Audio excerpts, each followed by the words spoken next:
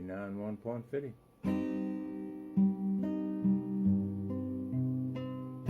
Well, you know, exam time in these big prestigious universities. Not this one. This one is prestigious, though. But it was a prestigious university of philosophy, and it was 100 students in a large auditorium, eagerly awaiting the professor's entry to begin their final exam. They all have their blue books out, and it's an open book exam.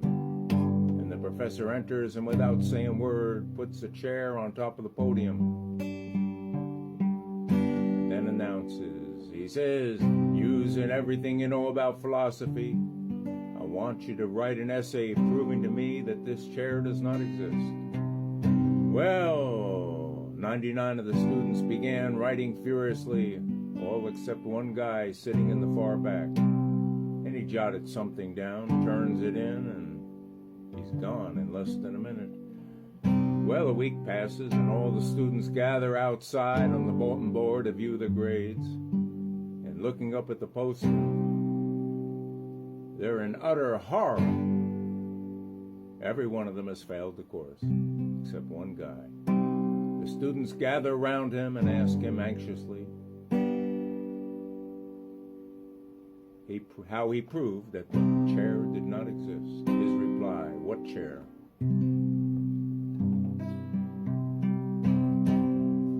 Well, hanging out with me is like being in bad company. Hank Williams came from Montgomery, you know. He had a heart of gold, full of hurt and country songs.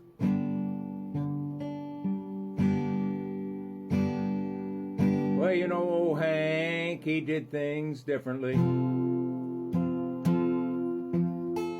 in the way they had been done in Nashville before. But when he finally made it to the Grand Ole Opry, he made it stand still. But then he depended on alcohol and smoking pills. Alcohol, smoking pills. Alcohol, smoking pills. Now old Elvis, he came from Jackson in a brand new Cadillac. He had this way of singing, and Lord, he could make you dance, even from the waist up. He gave the world a thrill. Well, he ended up on alcohol, smoking pills. Alcohol, smoking pills. Alcohol, smoking pills. Now you think they might be happy with all the glory that they had and fame, but no siree. It all ended up in alcohol and pills.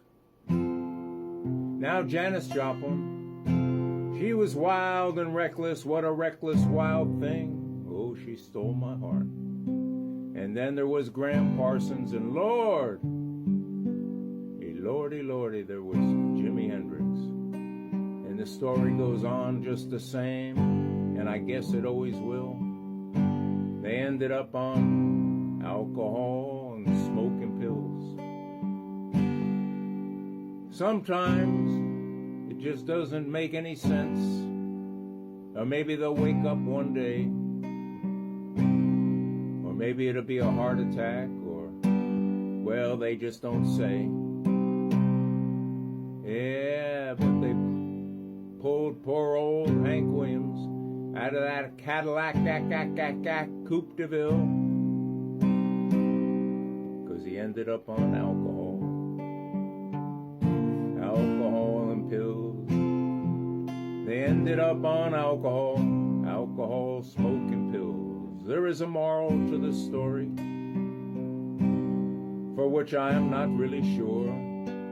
Maybe if you want to be famous, being famous, well, maybe it all ain't what it's about. Maybe it's about them alcohol and pills. I ain't saying alcohol and pills and smoke is the way to go, you know. We sure lost a lot of great ones in plane crashes and car wrecks and other things, but you know what they say, only the good die young.